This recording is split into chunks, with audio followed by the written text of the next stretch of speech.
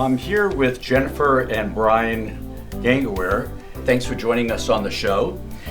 So one of the things we want to talk about today is you guys are very successful and great agents. Buyers and sellers, and especially sellers, have very high expectations for their agents. They want all these things. How do you set those expectations for your seller so that you can sell that house fast and for the price that they want?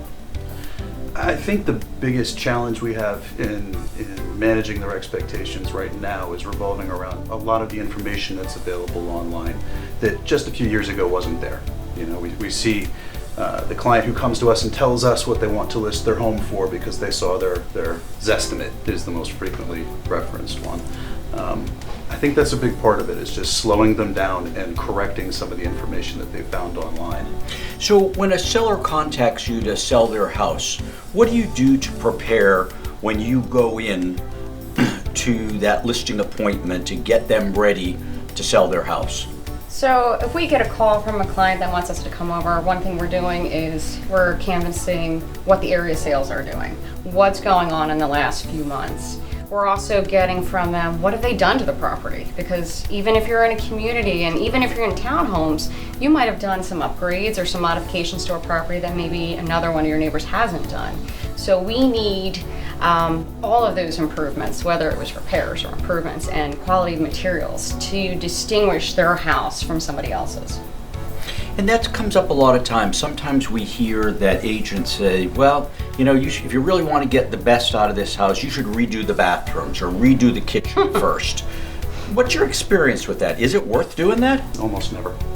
Almost never. But it depends on the condition of your competition. If everything else in the neighborhood is fully upgraded, possibly. But from what we've seen, all the reports out there show us that there's virtually no ROI on any of those items. So what are some of the minimum things that they really should do? Some of the minimum things that we're looking at is really the bones of the house. What's going to possibly impede them from a buyer who's getting financing done? So if you see deficiencies like wood rot on the exterior house, or maybe there's some torn carpet, something that's going to catch a buyer's eye that maybe they're going to overestimate what that cost of repair is going to be. How often do you recommend to then offer to the buyer a home warranty, which is a good tool?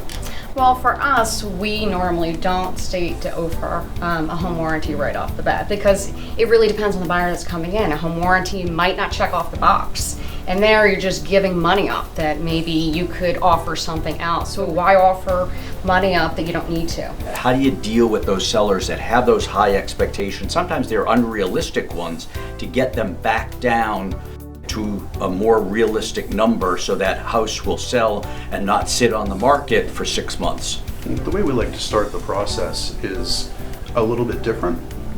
The first thing we want to do is arrive at the home and have them give us a tour. Show me around and sell it to me. You show me why you love this house so much and what makes it so special that you feel like it should be getting more value than the others. Sometimes there really are valid reasons that we might not have picked up at first glance. Also because, boy, does it help when we have to sell it to someone else. You know, we've already heard first person what they love about the home. Outside of that, it's a conversation, not us telling them what it's worth, but a conversation about what's going on in the market.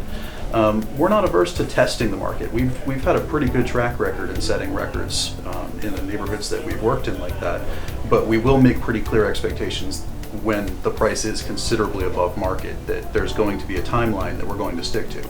Yeah, I like that. It's a very collaborative approach, like you said, and it really involves the seller, make them feel part of that process, and it keeps them involved, keeps them happy, and sells that house faster. Yeah. Your relationship shouldn't feel adversarial. Right. Yeah. It should feel like It's a team. you've hired somebody who's working on your behalf, that you're their vocal point. When it gets to the point where you have an agent that's telling you everything to do, why would you want to work with that person? Because there are no transactions start and end the same way. There's going to be hiccups down the road, and if you don't have that rapport with your agent, it's gonna just feel terrible, and you're not gonna feel like you got what you deserved. Yeah. Well, this is a lot of great information. I really want to thank you for being here on the show. I'm sure that our viewers are going to appreciate all this information, and it's going to help them sell their home. Thank you very much.